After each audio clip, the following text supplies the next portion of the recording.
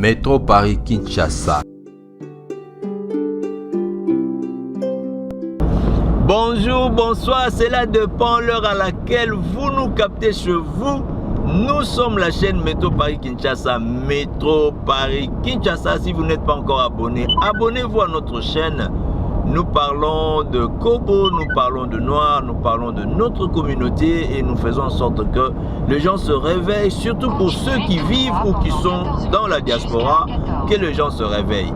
En tout cas, encore une fois, dans notre mission Kobo, nous sommes avec notre invité, notre consultant, on va dire, ces derniers temps. On sera beaucoup plus avec lui parce qu'il a pas mal de choses à nous dire qui peuvent bien nous aider.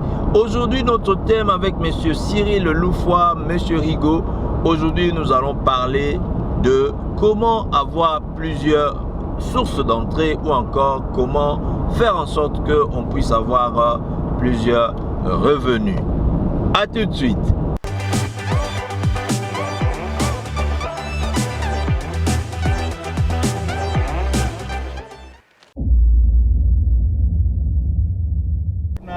La femme de chambre, plusieurs sources à revenus. Parce que déjà, le capital santé est important. Parce que l'outil est l'activité et la santé. C'est une santé comme la coco, ça sur le côté. Maintenant, ça veut dire qu'il faut préserver la santé. Maintenant, il faut revenir de plusieurs ressources de revenus. Il faut créer. Quand on prône toujours entrepreneuriat. Entrepreneuriat, il y a une catégorie belée. Motonyoso à entreprendre. Entreprendre, monsieur, Ali, bon, ce mot, tout est, on a embauché bateau au Futaka. Ce avantage, tout ça, tout ça, ben, ma belée, la mission. Nous avons deux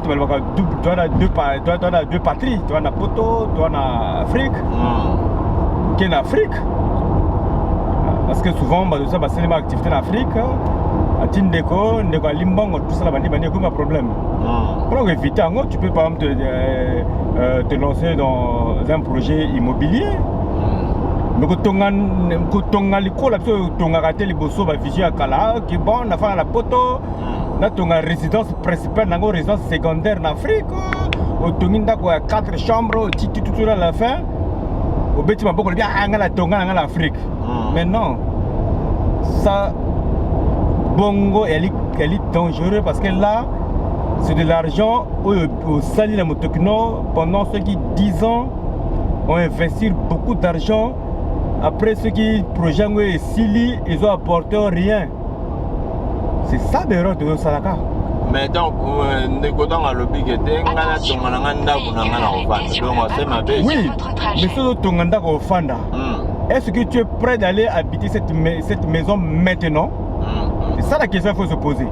Ok. Bon, on a commis proche de la retraite, dans 5 ans, on a la retraite, on a la kin, on a Braza, on a Gaba, bon, on a Tonga Payen, on a dans 5 ans ici, là, par la ici, là, côté Anda, là, il y a des moussous. Mais ceux qui ont eu 30 ans à Poto, c'est ça gardé en vie, bien sûr. Mais au Tonga, pour aller apporter. Ok. Il va apporter là comme côté. Ce qui veut dire que Kotonga malam. Il faut que Tongango na but moko ya commerce. C'est-à-dire que elle peut créer yo source ya revenu. Ok. Et là qu'on y a ce la musique parce que qui va aller loin maintenant sa monture. Tout à fait. Mais là quand tu es de temps on a les classes, tu vas avoir mais quand tu vas balabala. Mais tu vas faire détail dans côté. Ça plat tu vas décider de utiliser moi. Tu vas venir utiliser en côté mais les tout on a. Tu as ngombo tu ça mo dans faut OK la musique faut se préparer oui. Mais ce que vous avez au lingi anga mo ça la ko ya femme de ménage ya vigile ou ya préparateur de commande dans 10 ans dans 15 ans na ko connait sous en côté. Tu commences, c'est comme ça que tu vas commencer à préparer sous le revenu. Ok, na kin, au sommet le pango, tu as 2 pontes, 3 pontes, par contre, les autres, $500. Faut qu'on les compte, les comme ma compte Kalaki, compte a été bon, il faut les capables de pas l'île, on a payé moi passer. Mais c'est comme moi bien, c'est moi 2-3 ans locataire, $500, même $300. C'est-à-dire mbongo ko calculer on a ndenge ya taille nango te on $100 et 50 nini. Talango à long terme, toujours l'esprit à long terme. Parce que long terme mutunde ko sala yo. OK. Tonginda ko lelo et donc $100 c'est déjà beaucoup. Dans une année tu as $1,200, c'est déjà un investissement. Le beaucoup de celui Kelemba Awa au Tongisco deuxième location, c'est-à-dire que tu peux faire un projet là sur une durée par exemple il y a 5 ans ou 10 ans. Parce que entrepreneur entrepreneur il va miner yo entrepreneur il va micro-ondes que non on est là le coup on a investir faut le bien dans le boulot non investissement aux solide fiable et investissement à long terme. OK. C'est ça que l'on a vu chaque 5 ans frère donc on a locataire chaque 5 ans on a locataire pendant 15 ans parce que biso ba tout comme la poto 20 ans passé en goyo. Mais ceux qui par exemple chaque 5 ans tu pendant que l'on a bâtiment moko pente moko moi maison moko en location. Après 20 ans on a la bilan comme il y a 4 logements et que 4 logements chaque logement coûte $200. C'est-à-dire qu'après 20 ans ou après 10 ans tu as un revenu il y a $800 quand la location là. OK. À partir de la location on a qu'est-ce qu'il faut faire? Tu peux aussi te rapprocher de la banque. Se rapprocher de la banque parce que quand la location revenu locatif et ça revenu moko ya sûr au banquier à quoi que sur na yo oui que présenter projet na yo comme on dit un business plan et voilà ngai na solliciter $10,000 $20,000 mais en contrepartie na la location ngai ya $800 par mois. Banquier comme mais celui-là il a revenu locatif il y a $800 par mois a besoin de $20,000. Bancaire peut c'est un bon sans problème parce que c'est une garantie, c'est une hypothèque. Voilà. Il y a les sources sûres. Mais yo monsieur que le bureau au Senga parce que moi j'ai fait l'expérience. Donc moi un banquier pour un 5 mois après le banquier tu n'as sous revenu na kinini qui la société époque là on a la transport la taxi tout ça là. Voilà. Banquier ipsinga la taxi là on a fiabilité. Jamais ko peut ça crédit. Alors le but c'est qu'il y a location et locataire au moins locataire de Gosola. OK. Parce qu'il y a les revenus fiables et puis il y a les garanties pour la banque en cas où il s'imite banque à saisir la banque à perdre de l'autre côté. Même avec les véhicules il faut ces véhicules les coûts fait sur le cas. Si les banques perdent le banque tu vois. Donc aucun revenu pour créer un revenu locatif parce que bateau bazo banque mingi et on a créé une entreprise en Afrique pour na garantir un limbongo. Mais ce qu'on devrait en Afrique, qui est dans l'immobilier locatif. Il faut éviter les résidences secondaires, ça ne sert à rien. Tant qu'on apprend au côté, qu'on fait la c'est pas la peine de la résidence secondaire. On a ton mandat qu'on n'a pas là qui est en vacances. Ça sert à rien, c'est de l'argent bloqué ça. Yo comme tambongo té. Voilà bloqué à tambongo, comme tambongo est belé, bon voilà ton mandat secondaire, pas la là voilà oui parce que tu as plusieurs sources de revenus. Parce que pourquoi il faut qu'on ait plusieurs sources de revenus? Et libre bien on qu'on a l'indépendance financière. Parce que ceux qui ont plusieurs sources de revenus, bah souci à Mickey peut s'ili. L'exemple ni on va citer les bisopo ba kumsuba. Oui parce que ni de là bisopo la charge en Afrique. Même na poto bana tout ça bazo kolapé. Ba demande ba besoin bana comme apé makasi. Voilà. Mais yo ce moment il y a qu'on se préparer pour la face la dépense là. Mais depuis au banda ko sala wana revenu à 1 000 €, ozaka na 1 000 € tita bana ba koma na ba age ko senga biloko makasi. Voilà. Pour bana aba komba que ça. Oui, tu vas kola ba komo coûter cher. Mais yo waka revenu à 1 000 €. Après comme ça le souci na ndako. Mona sengi yo loka 200 € yo est incapable ko pesa yango te. Après ko mona bano ba senga trop bano. Mais oui, mais pour ko prévenir wana, il faut créer des tango za ko bana ba mike. Tango za ko zomba ko surtout maman na biso oyo ba zoka ba location bana. Mais tu as vu ça à les manango. Tu as vu bien. Mais dans la fin, tant que tu as vu les manango ça c'est ça. So milango gouti, ça il a fait. Fait moko pesa la tina moko te, on a comme na 40 fois na louer salle. Ça va te donner quoi à la fin? Oh, non, on a dit que les malabons, ça a fait 50 ans. Donc, yo, ça dit que les malabons, donc, ça dit que tu as serré la ceinture durant une année pour na cacao ça la fête. On a bien en matière, il y a entrepreneuriat, il y a investissement, bien en passif. Parce que toi, on a deux locaux où tu peux faire un bon. Soit passif, soit actif. Passif ni biloko yoko bota yo rien. Donc une façon ça les fête, bon on a mon colo ça la zui, Didi a dui, biso va reporter un peu de dui, traiteur pas du mongo, ba kieko sala makamara bango yo tika ndako tika miso, ozongolo sous zéro, t'as la compte coûte comment on a découvert. Wandelu asuli kemba musu. Comment le asuli kemba musu? Pour ne tumba musu.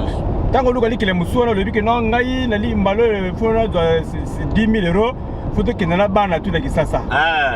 Mais tout on a les investissements, il y a besoin pas. Ah bon? Excusez-moi, le bon non, mais tout le monde va parler, oui. Mais tu es là pour te colocar. Mais quand tu fais les 10 000 € qui est en vacances, na bana. Mais c'est un investissement. C'est ce qu'on n'interdit pas au salaire. Biloko on est à comme une mbongo et comme une entrée belée. 10 000 $, ce qui n'a pas ça, au sommet le pango, tu peux moi boutique, au du locataire. Maintenant, au commune est belé. C'est ce qu'on appelle dans le monde de l'entrepreneuriat la multiplication. C'est-à-dire pour nous, comme stade, il faut avoir l'esprit de multiplier. Vous savez, là, comme il y a 100 $, pour Kangamaka, il y a 100 $, le bac est bon, et quand on a moi, et là, boutique, on a Tongi, et là, on a 100 $. Mais ceux qui ont commis, on a balai, on a 200 $. On a commis, on a mis ça, on a 300 $. Donc, il faut un mindset, un état d'esprit, on a que non, et là, on a banni à 100 $. Et donc, quand on a déjà que non, il y a déjà fiable pour nous, 100 $, de quota. Le quoi est comme mis balai, le quoi mis ça, le quoi mis mine, comme après, comme belé. 10 000 et comme 10 comme il a 1 000 $. Tant qu'on a 1 000 $, il y a au salaire côté, il y a toujours 1 000 $, on a ceux qui bandent ba colis ou ba parents ba comme il a besoin au comme sunga bango na mbongo ya ba boutique na yo wana. OK. Vous comprenez? Voilà. Donc il y a plusieurs revenus. Et qu'on négligeait que mbongo té même sur cette activité mais qu'on coûte même 50 $. Même ce côté aujourd'hui activité mais qu'on a payé ce côté même ce côté activité au poste 50 $. Comment on fait activité té yo si quoi on fait un esprit que comme il y a moko yo coûte 50 $, mais c'est comme 1000 ans il coûte combien de dollars? C'est ça. C'est comme 10 pourquoi pas et comme 20. Donc on peut un exemple moko ben il a frappé nango il y a une négociation à l'anoyo. Il y a Côte d'Ivoire. Mon qui est quand ma solo ya YouTube yo. Abandaka na taxi moko. Il a comment nango 20. Azana pe ka mécanicien ba investir na taxi moko comme 20. Mais il y a 20 on a par mois. Par mois on a 13 millions de francs CFA. 13 millions. Oui. Le roi combien na euro? 13 millions de francs donc par mois on a 20 000 $. Et na euro 20 000 €. Naïro 20 000. Oui, parce qu'il avait compris que la loi de la multiplication, il y a de la richesse. Yo soko du net taxi moko, net na kini bongo na braza, ngana mota braza, bande ko ngai, ta batu moko. Voilà. La braza, ozana refus, on a taxi moko, olingo sala programme na vie mobile na taxi moko. Mais on s'en sortir té. C'est ça. Yo taxi moko na luke zalami balé, et zalami ça avant obondo ça et la mbongo wana. Tu te fixes un objectif, je dis non, la bannière taxi, il faut comme on 10, il faut comme on 20. À partir là, au commune de revenu, il y a belé. À partir de là, maintenant, ce que nous avons fait, la fête, on commence à la fête. Nous avons la fête, le salaire, il y a 1 000 €, il y a 1 500, il y a 2 000 €, mon frère. Au côté de la cacaboye, aux autres, on a la même rond-point. Il faut qu'on crée l'activité. Je répète, activité, il y a moqué à la gâté. Activité, nous avons 30 $. Et vous avez 10 $, et ça, activité.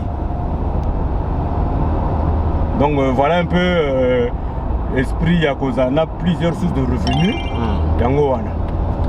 En tout cas, vraiment, esprit, on a plusieurs sources de revenus. La bandit Tolandi, la bouquet, puis Ndeko Rigo. na makanisa pesi biso bandeko mais nazo bactiser moi motuna mususu pona éclaircir biso sous bien mais soki lelo ba o bana kati ya komi tuna ou bien ya baza enquête d'idées baza en manque d'idées. Quels sont les projets, quels sont les idées ni claires oyo qui peut proposer nazo le bana ba o neti ba sur place en amboka awa na place to va na poto et loko nini oya ko sala en dehors déjà ya musala na ya sala ga pona akoma na ba autre source de revenus en termes d'idées. Voilà, en termes d'idées franchement nako pesa ba idée type te dans le monde de business idée type za la raté. OK.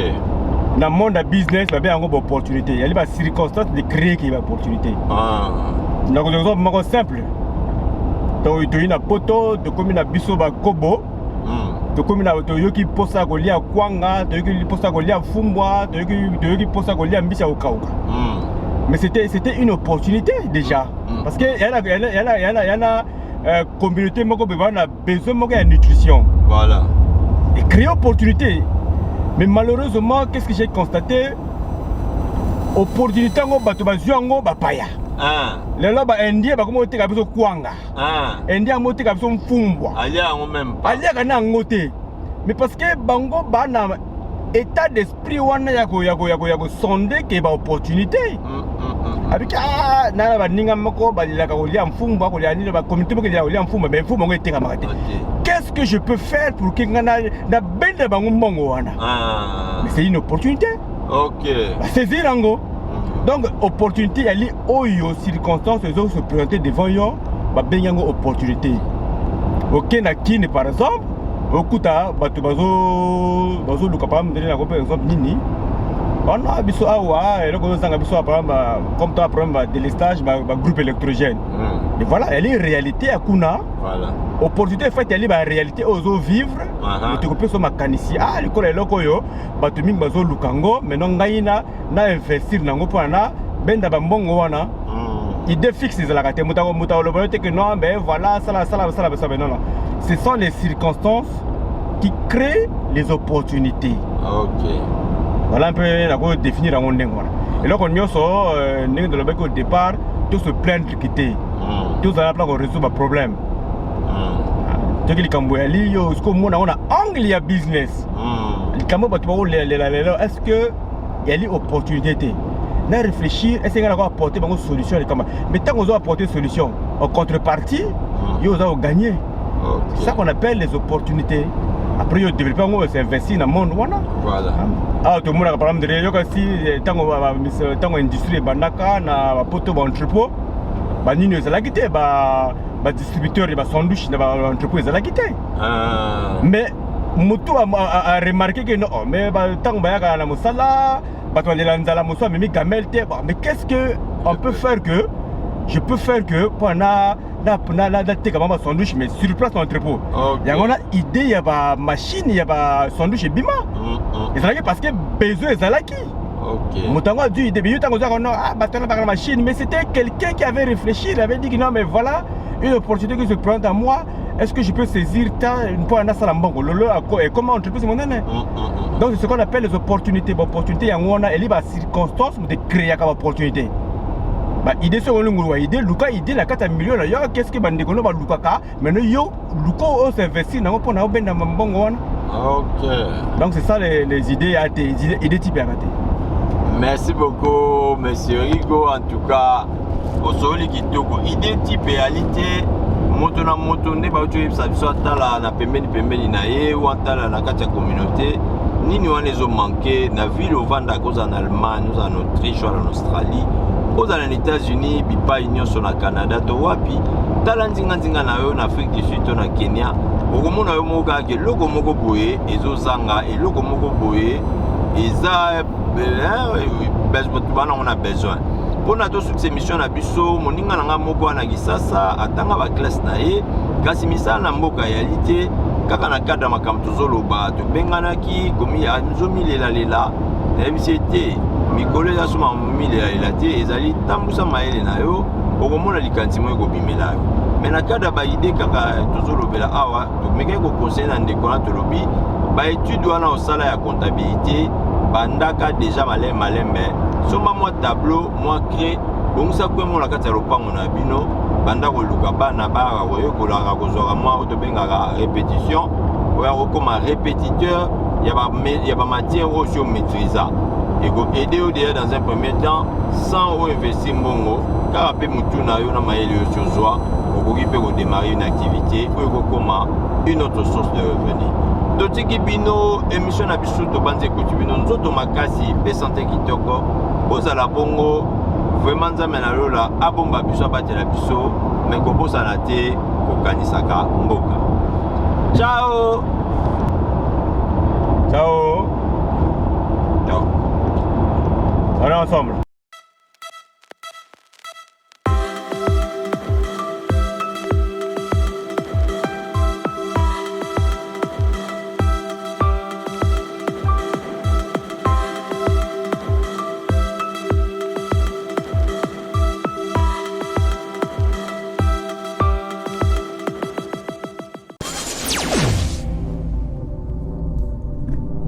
Métro Paris Kinshasa,